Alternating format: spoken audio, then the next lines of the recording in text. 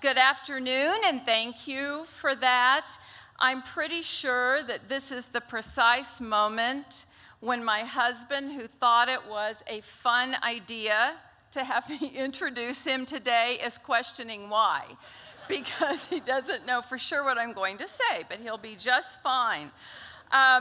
You are probably somewhat familiar with Mike's resume.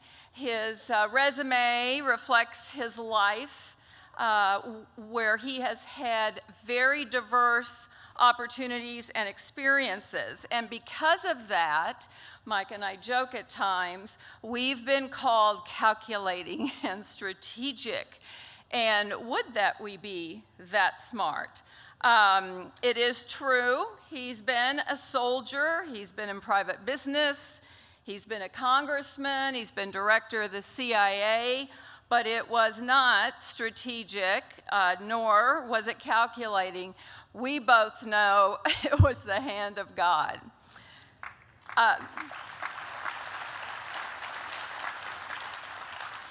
He may feel compelled to defend himself, but it was really soft chocolate chip cookies that initially led Mike to a Bible study with other cadets at West Point.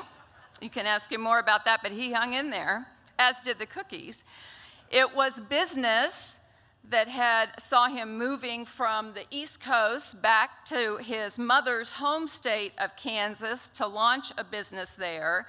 And it was really encouragement from others that compelled both of us to launch a campaign for Mike to run for Congress from the 4th District of Kansas when his name recognition was a whopping 1% at the time. I think it was probably his willingness and interest, particularly from his days as a soldier, to learn and think and want to know more about the national security arena that initially landed him in President Trump's cabinet. And Mike and I, even to this day, look at each other on a day like today, where we get to have so much fun in a place that we love, and say to each other, how did we get here? But we know it was the hand of God. It was definitely God's hand when Mike said to me, as Bob alluded, in the car one day going home from church, our pastor had made a pretty impassioned plea because we were short of Sunday school teachers, and Mike said, there's no reason we can't do that. And I said, oh, there's 1,000 reasons we can't do that. I'm teaching a women's study, I'm busy, you never have time to even read, let alone. Well, as you heard, we taught 5th grade Sunday school until Mike was in Congress. And finally, only finally recently did he admit, I took the girls and he took the boys, and then we were in the same big room. But my girls were perfect and memorized their scripture and their lessons. They were precious. And Mike finally now admits that he felt good about himself if the boys stayed in their chairs and didn't break out into a fight. So at least I feel good about that. Our church also had a fantastic youth program. Our son Nick, who's here today somewhere, there he is, never, ever, ever missed Monday Night Boys discipleship. And Mike and I have also joked with each other that we think the youth pastor knows a lot more about Nick's teenage years than we do, but we are A-okay with that. By Mike's presence here today, I think you probably understand, if you didn't, that Mike has never tried to deny his faith or to hide it. Moreover, he thinks the role of faith leaders, whether that's being a pastor or a layperson or a believer in America right now more than ever, is critical. And I'm sure you'll hear him talk more about that. I always remember this one time when a member of the media asked Mike, how do you plan, if you end up in Congress, to separate your faith from your business? And he paused for a minute and then said, I won't even try. It's the prism through which I view the world and everything else. And so he still has his Bible sitting on his desk. and he's ridiculed for it, as I'm sure you've read, and he is fine with that. One other caveat or one other point that I'd like to share with you, because I still find this so interesting. World leaders have mentioned to Mike repeatedly, they know of his faith, and especially those who themselves are of faith, whatever their religion might be, really admire that and appreciate it. And it's fascinating the things that they will write to him, the common bond that they definitely feel they share with him because of a faith commitment, which I think is a pretty good place to start diplomacy at. Michael has taken what he said to Nick week after week after week as Nick was growing up, and he does it himself, and that is tell the truth, work hard, pray hard, and you'll be just fine. So with that, I'd like you to meet my husband, Mike Pompeo.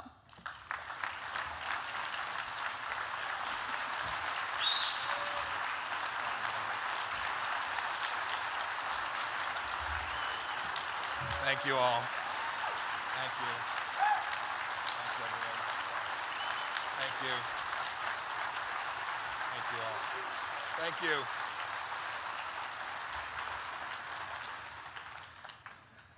Thank you. Good afternoon. It is wonderful to be here among so many friends. I want to thank you, Bob, for your introduction and all the amazing, good, patriotic work that you and your team do. And Susan, that was pretty nice of you too. Kept it straight. I like that. Look, you all know this. The family leaders are making a real difference all across the country. Bob, I've noticed that you snagged a unique honor. Your book, Light from Lucas, received the Chuck Norris seal of approval. Whatever you can do to get on that good side, I think that's smart. I really do. It took a while for us to get together, but I'm glad that I was able to make it out here and that Bob invited me to be here. Last year I was in Iowa. I spoke at the World Food Prize headquarters about President Trump's critical mission to bring fairness and reciprocity into our relationship with China to the benefit of American farmers and indeed all Americans. And speaking of critical missions, I couldn't leave Des Moines last time without picking up a box full of Jethro's Barbecue over on Forest Avenue. Deep connection to Kansas. Of course, I've been here to Iowa several times. When I ran a company called Thayer Aerospace, we did business with a company called Collins Aerospace. I came here when Wichita State was in the Missouri Valley. They played in Northern Iowa. We won more than we lost. The University of Iowa is, of course, my mother-in-law's alma mater. No offense to the Cyclones in the room today. And as you've heard, Susan is an Iowa girl herself. She grew up in Kansas, but spent every summer there in Coralville. So I like to think you all had a part in making the woman that she is such a special lady. Susan, thanks again for your blessed introduction. And speaking of cyclones, the last few years have been quite a whirlwind. Going from Congress to be the director of America's Central Intelligence Agency to now being America's most senior diplomat as the 70th Secretary of State of the United States. And if you believe the media, I'm supposed to be running for the Senate down in Kansas right now. But I love what I'm doing, working for President Trump to deliver American foreign policy all around the world.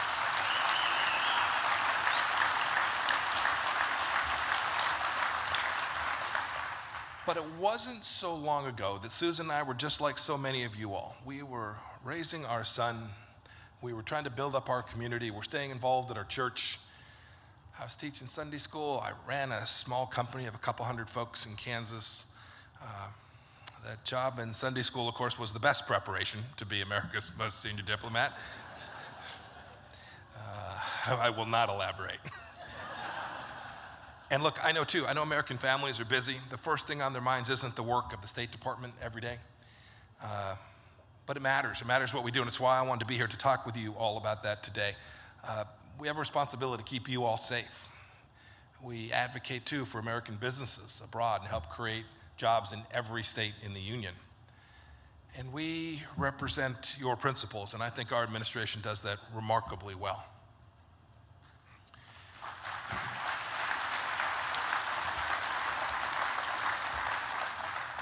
and because people don't always know what we do, I've made it one of my missions to travel all over America to highlight the great work that we're doing.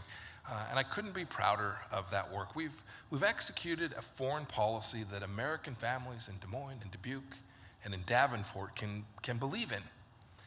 It's a pro-national security foreign policy focused on America. It's a pro-religious freedom foreign policy. And it's a 100% pro-life foreign policy.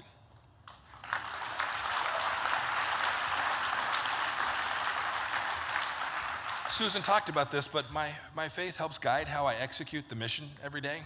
And I want to talk about that just a bit, how we execute this mission. Let's start with the first point, America's national security, our foremost objective by far. It's the highest priority of any Secretary of State, and certainly for President Trump as well. Our founders understood this. They understood that keeping our citizens safe was the very first duty of any government. I wish some mayors across America knew that too. I think too about my responsibilities in light of the biblical call to be a good steward of whatever you have. 1 Corinthians 4 says that those who have been given a trust must prove faithful. And God's entrusted this position to me for this time.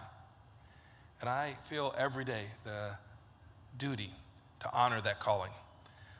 Look, I learned a lot about stewardship too when I was in an M1 tank. You actually learn a lot inside an M1 tank. It was my first assignment. I was a young second lieutenant leading a unit that was then patrolling the East-West German border during the Cold War. Freedom on one side, communism on the other. That was a big responsibility for me. I had a little younger look to me at that time. And today my job's a little bit bigger, but nonetheless, the threats we face today aren't terribly different, but they come from different places. Today, China is working to take down freedom all across the world. Today, Russians want to poison our democracy, our institutions, and use disinformation to sow discord here in America. Iranians desire to spread the Islamic Revolution all over the Middle East. I could go on, but I'm doing all I can, and President Trump is doing all he can to faithfully discharge our duties. I work pretty late most nights, and my staff can attest to that. I haven't gotten home to see friends and family in Kansas a whole heck of a lot. And I've been traveling all across the world. I don't get as much sleep as my doctor tells me I should. Indeed, I understand Mike Lindell may be here. Maybe one of those pillows might prove useful. The truth is, President Trump has given me the capacity and the drive to execute diplomacy with a real level of excellence, not just because Americans are depending on our success and our ability to get it right, but striving for excellence too, because the call to stewardship God has placed on us, we can feel in every circumstance. It's just as he's called all of us to do that, wherever it is we find ourselves. Stewarding my position well also means making decisions based on the truth. Our God is indeed a God of truth, and we should every day seek to reflect his character in that regard.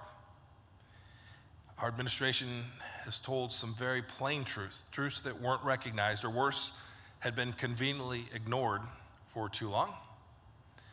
And that perhaps starts with the Chinese Communist Party. No administration has broken glass on the threat of our times like we have. For a long time, foreign policy thinkers, truly the elites on the East Coast, for a long time, foreign policy thinkers thought that the more we traded with China, the more free that nation would become and the less risk there would be to the American people. But that's not what's happening today. Today, the Chinese Communist Party is crushing freedom in Hong Kong. It's threatening a free Taiwan. It's trying to dominate world communications networks, including those right here in places like Iowa. And inside China, just to give a single example, a few weeks back, I read a report about the Chinese Communist Party forcing mass abortions and sterilization on Chinese Muslims in Western China. These are some of the most gross human rights violations we have seen, and I've referred to it as the stain of the century. But we've used the truth of calling that out in a way to put it into action. We know these things are deeply wrong, and we know it puts risk on people all across America. So we won't stay still while Communist China tries to crush the world's freedoms. We've slapped sanctions and travel restrictions on CCP officials. We're telling the truth every day of where the coronavirus came from and the communist cover-up of that virus. We're revising Hong Kong's agreements with Hong Kong as the Communist Party erodes the freedom for people in that place. We're fighting, too, to stop China from stealing our intellectual property. You all work hard. You create value. We want to bring fairness, too, to our trade policies, as we've done in the Phase 1 trade deal. You should note the Chinese Communist Party isn't too happy about it. A few weeks ago, the Chinese state TV called me, quote, the common enemy of mankind, end of quote. I had some people I knew pretty well back in Kansas say, well, you know, look, I'm guessing that because President Trump and I are serious about this, that we'll face more of that from them, but we'll do the right thing for the American people.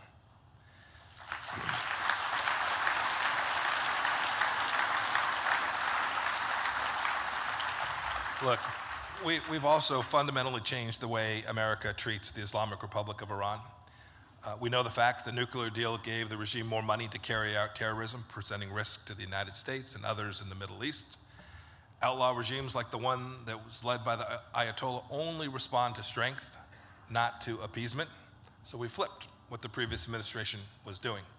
We ditched the deal and implemented a brand new Iran policy. This policy deprives the regime of blood money. It denies the regime diplomatic sanctuary, and it deters the regime from aggression. And they've felt it. The regime has felt the effects of the first two steps, and the terrorist Qasem Soleimani has come to understand, too, that our commitment to deterrence when we wiped him off the face of the earth is real.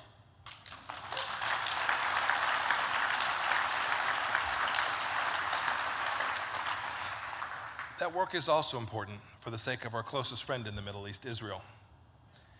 Here, too, my faith shapes my work. Our nations share Judeo-Christian roots. Our approach to government draws on that beautiful teaching from the first chapter of Genesis, that all human beings are made in the image of God.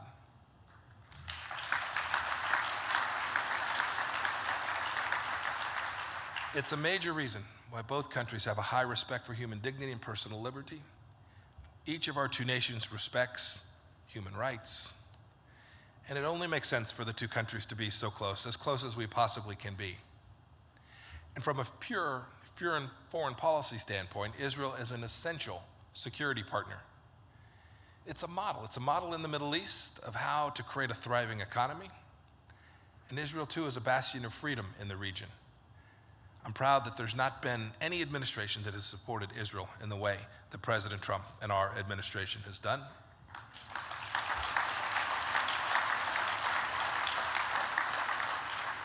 Each of the actions we've taken have been criticized. There's a reason they weren't done before.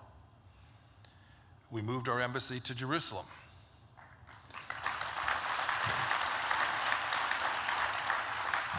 We said that the Golan Heights is a part of Israel. We've now unveiled a vision for peace that recognizes reality on the ground, the biblical truths in that special place. And we've said that anti-Zionism is indeed anti-Semitism, period.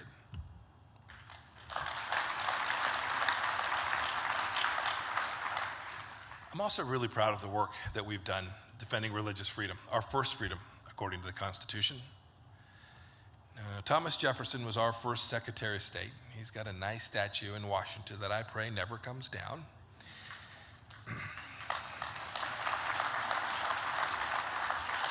I actually went there when some of the riots were taking place in Washington, D.C.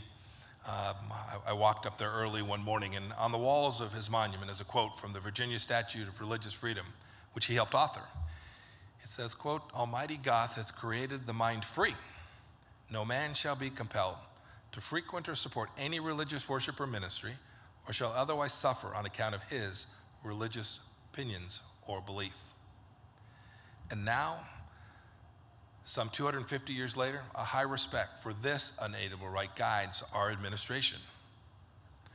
Right now, 4 out of 5 people around the world don't enjoy full religious freedom, and we're fighting tooth and nail to change that.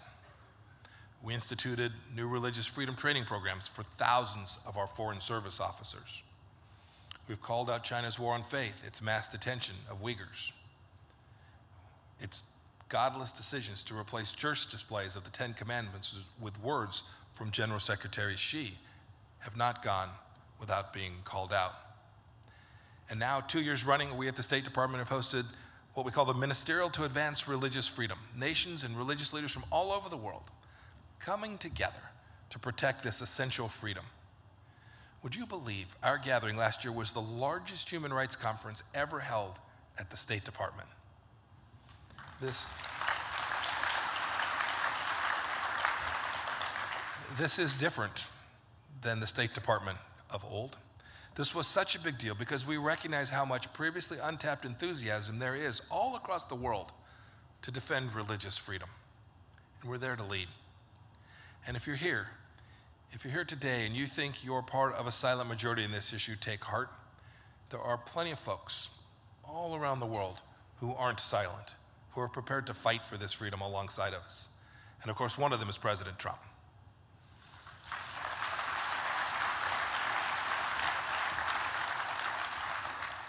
Last year, my friend and yours, Sam Brownback, who heads up these issues at the State Department, brought persecuted religious minorities into the Oval Office. They met with the president. People of different faiths from places like Sudan and Burma and Cuba. The event was scheduled for just a few minutes, and there was a program in place. But I think we all know by now President Trump does things his own way. He spent almost half an hour asking them very personal questions, hearing stories of burned homes and of imprisoned family members, and reaffirming the American commitment to religious freedom. This administration appreciates and knows that our rights come from God, not government. Can I get an amen to that?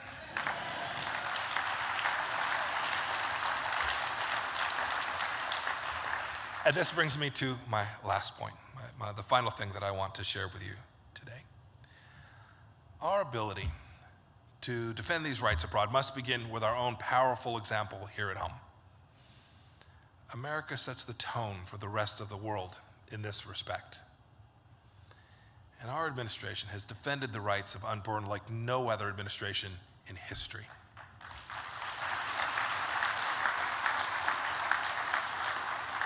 Abortion, quite simply, isn't a human right. It takes a human life. You all know this. The psalmist says in Psalm 139, "You knit me together in my mother's womb." This is when life begins. Full stop. So, we've reinstated the Mexico City policy, so not a single dime of American taxpayer money will ever go to a foreign NGO that performs active abortions anywhere in the world.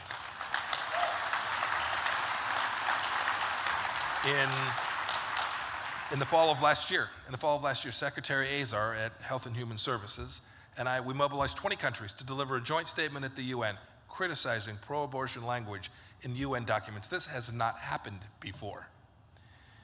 We said clearly, quote, that there is no international right to an abortion. It may seem simple to you, but in many parts of the world, this kind of language is verboten. And President Trump and our team made a consistent effort and a push to have this be recognized all across the world.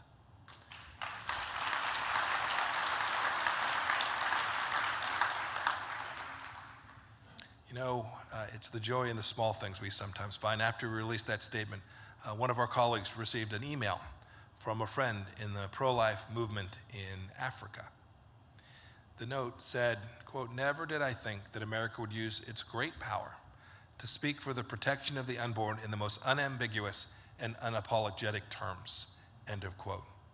And while it is sad that it took so long for America to find her voice so powerfully, we have now done so. And we appreciate all of you who support our efforts every single day.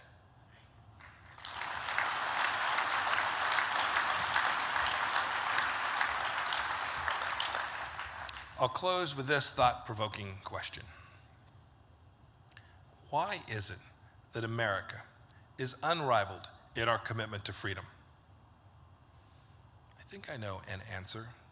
Our founders built our country on a commitment to essential rights, unalienable rights, something I spoke about at length yesterday in Philadelphia. They come from these amazing documents, our Declaration of Independence and our Constitution, and our nation's foreign policy must be grounded in those central understanding. That's the commitment that's made us a shining star of liberty in the world. It's a dark place somewhere in this fallen world. But our house of foreign policy is built on solid rock, on these bedrock principles that were made at our founding. As Secretary of State, upholding this legacy is an enormous privilege. It is no easy task, but I'm leaning on my faith each and every day to help me try to get it right. Your prayers, and I get wonderful notes from all across America of people who are praying for me in their circles and their groups and their Bible studies. Your prayers help sustain me. They help sustain me as I travel and as I represent the greatest nation on earth. And by God's grace, I'll continue to do this each and every day. May the Lord bless you. May God bless Iowa. And may God bless this great nation, the United States of America. Thank you all.